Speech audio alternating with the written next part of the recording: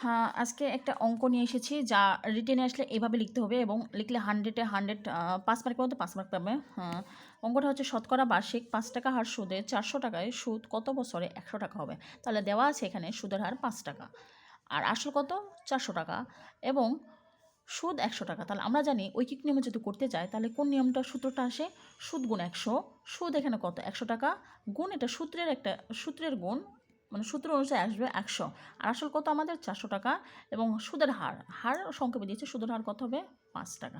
তাহলে যদি এখানে আমরা কাটাকাটি করি কীভাবে আসতেছে, আমি যদি আবার একটু করতে যাই তাহলে হবে দেখেন 100 গুণ 100 নিচে 400 গুণ 5, এই শূন্য কেটে দিব, 5 বিশে 100, 4 20 5-এ 20, 5 বছর।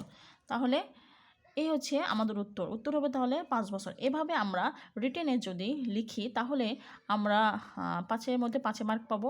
একটা অঙ্ক মেবি 5 মার্ক থাকে, হ্যাঁ এরকমভাবে লিখতে হবে। আর যদি আমরা শর্টকাটে করতে চাই তাহলে শর্টকাটে এটা ওই যেমন পিলিতে যেগুলো আসে প্রাইমারি কিছুদিন আগে যে অঙ্কগুলো আমরা